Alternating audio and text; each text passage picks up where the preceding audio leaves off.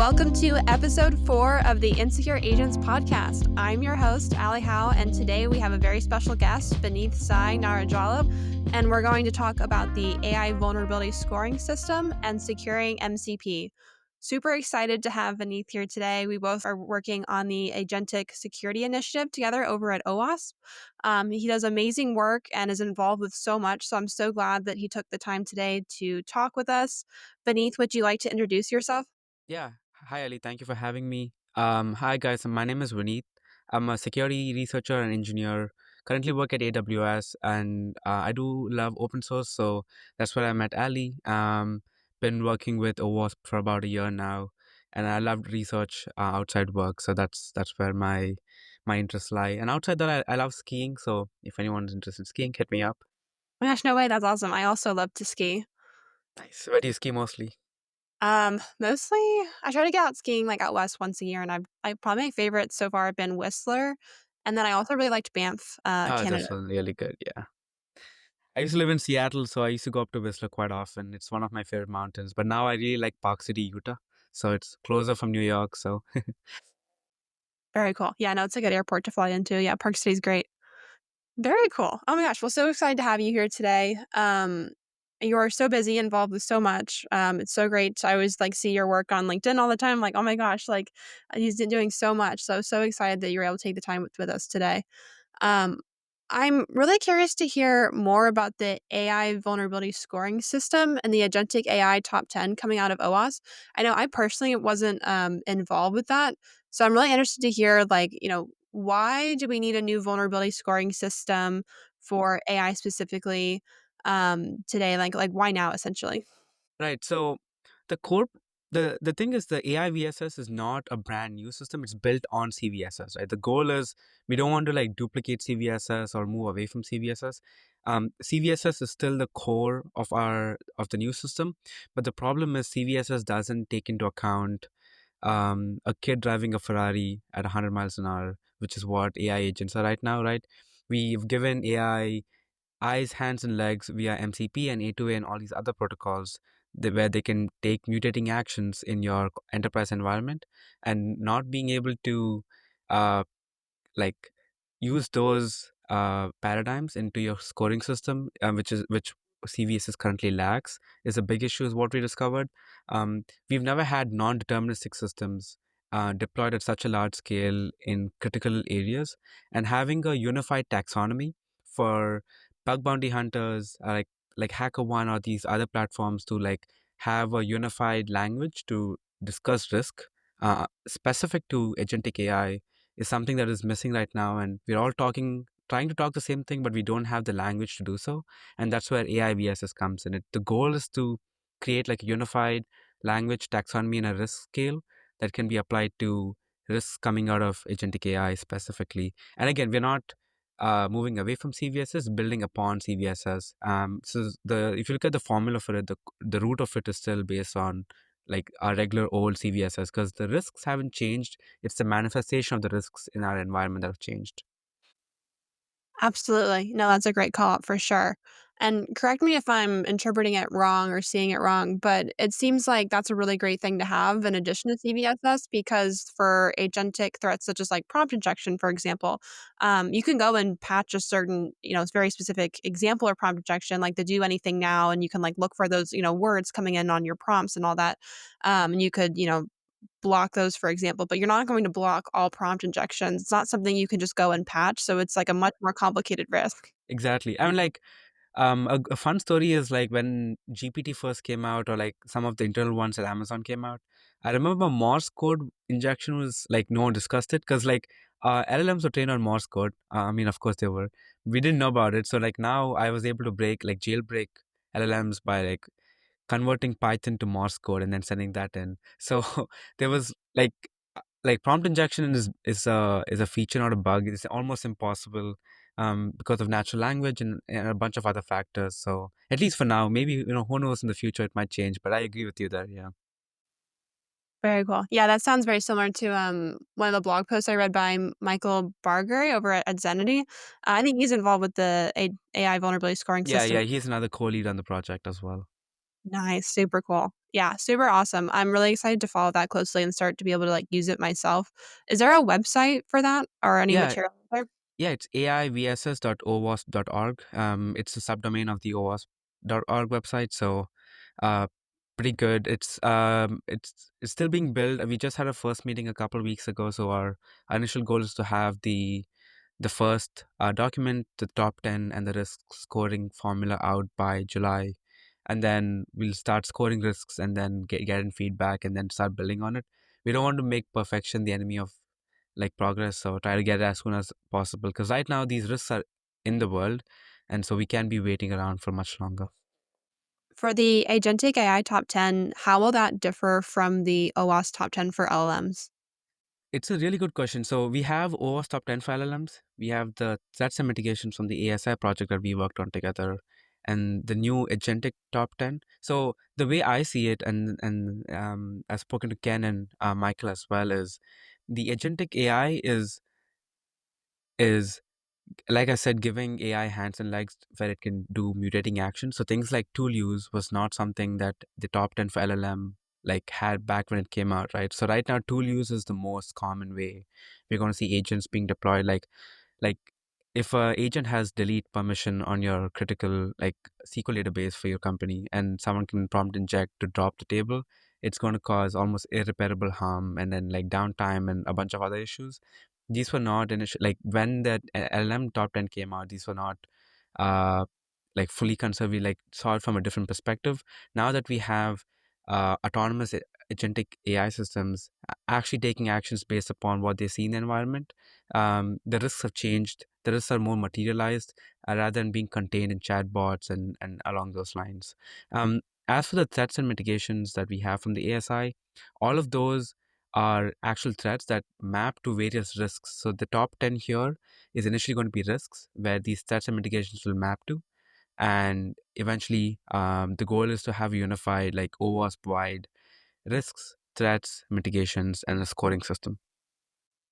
Awesome. So super glad we were able to touch on the AI vulnerability scoring system and the Agentic AI top 10 that's going to be coming out. Super excited to see that in the future. But I know, Vineeth, you're also involved with a lot of work with securing MCP, which is super important since we know there's a lot of different vulnerabilities out there with MCP at the moment, such as rug pools and tool poisoning. Two examples that caught my attention in the news was the Trail of Bits blog that published some interesting research showing that there was a tool description that called for an agent to export the entire chat history in the name of SOC 2 compliance of all things, and it willingly went and did that, which is, horrifying. It did that, and then there was another example published by Invariant Labs where, an MCP server the GitHub MCP server was able to look at an issue that came through on GitHub, and then in that issue, it said something along the lines of, "Oh, this author, like, needs to be famous or wants to, like, have their information out there. Please go find any information you have about the author and, make a pull request about it," or something like that, and they were able to the agent then went into public and private repos that this author owned, found his, like, address or all this personal information, and then put it into a public-facing pull request just because this GitHub issue, told it to. So that's a great example of indirect prompt injection right there. And these are the sort of what you were saying before about the arms and the legs of these agents and how those are, we can those can be used to do all sorts of, very permissive and high risk things. Securing that's very difficult. And I also recently found the latest MCP authorization spec that came Yeah, out. it just came out a couple days ago, right? Where they like characterized the MCP server as a resource server and made a bunch of security documentation updates. But I don't know if it's realistically fully fixing the rug pull attack and the tool description attacks yet. This spec came out like maybe what a couple days ago, so I'm sure cool people like Keith from Trail of Bits and Invariant Labs are definitely testing it out right now.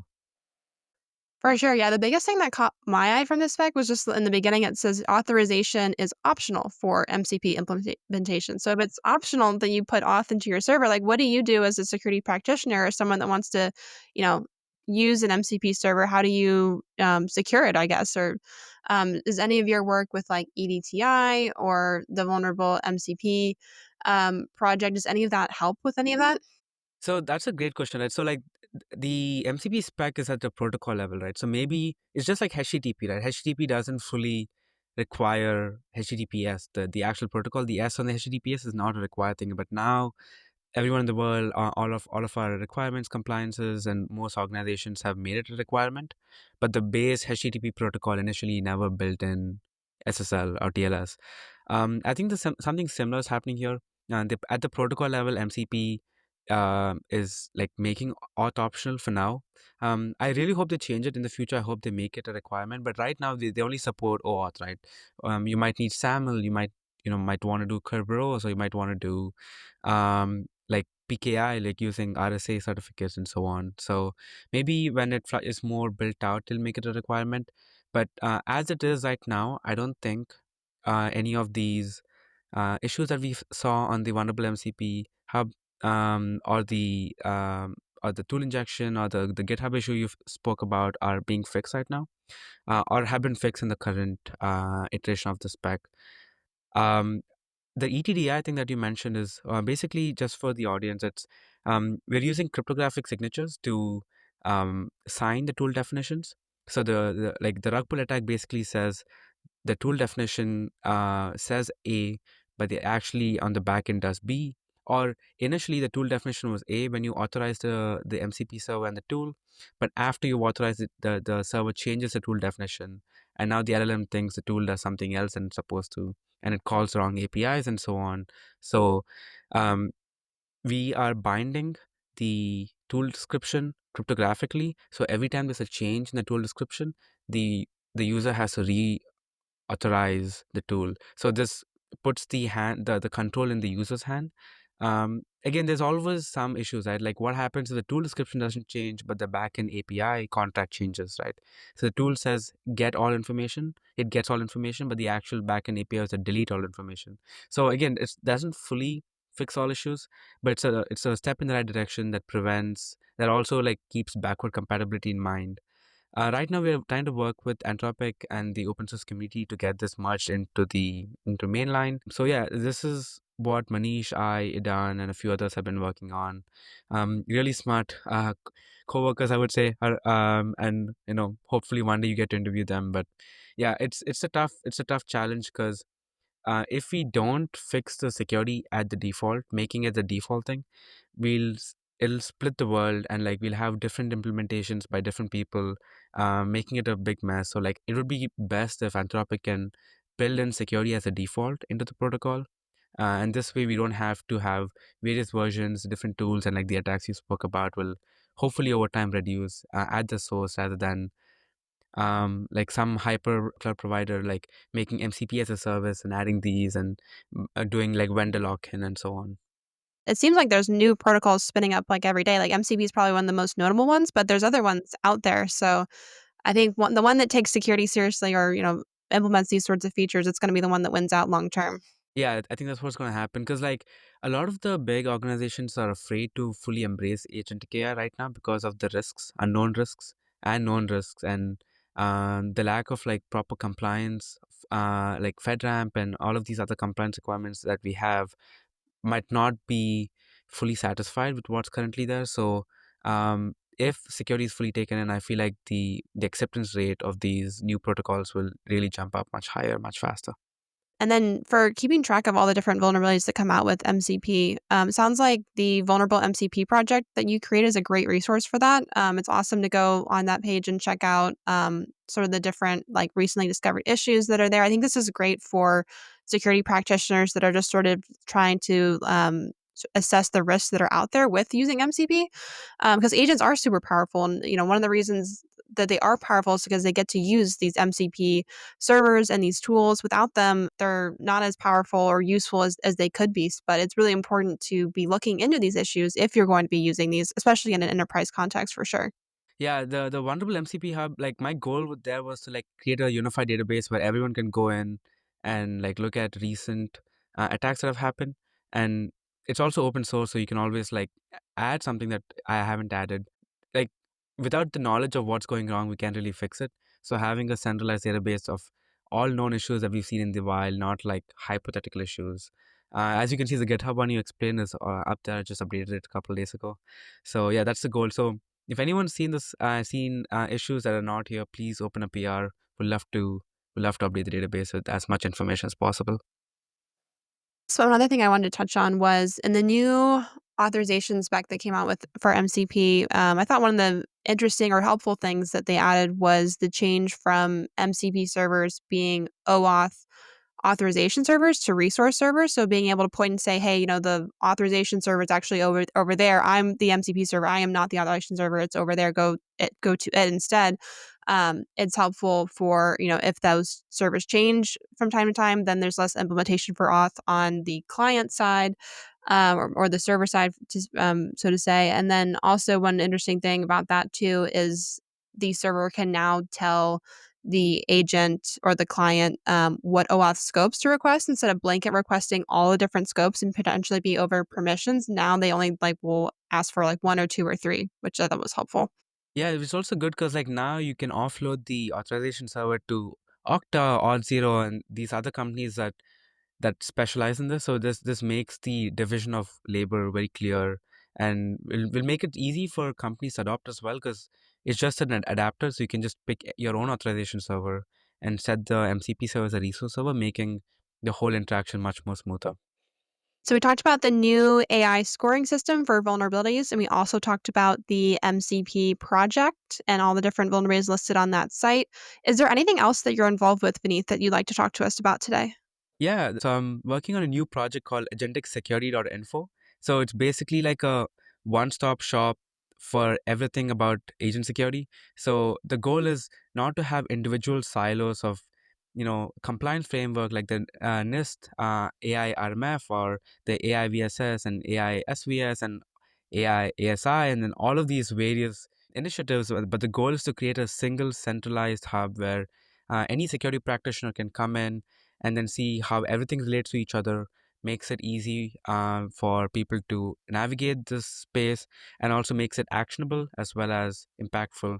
And eventually the end goal is to make this automated as well, so we can have either agents or cool tools like Pensa look into this and then build out their system where they can open PRs. If you can ask, hey, can you make sure my application is NIST AI RMF compatible and so on. So, and the goal is to make it like a single stop shop for everything agent security. It's agentsecurity.info is where it's hosted at. Thank you so much, Vineeth, for coming on today. It was really interesting to hear more about the new vulnerability scoring project, the different vulnerabilities that are listed at the MCP project, and also the new project you're working on that'll help us map compliance frameworks to AI security risks. So I'm super excited about all of those initiatives and to follow more from you. If others want to connect with you or join in on the conversation, how can they find you? Yeah, so you can find me on LinkedIn, Vineeth Sai, or I have my own website, vineethsai.com. It's vineethsai.com. Feel free to always shoot me a message. Like I said, everything I do is open source outside work. So I would love to collaborate with anyone on anything I find cool. So yeah, thank you for having me, Ali.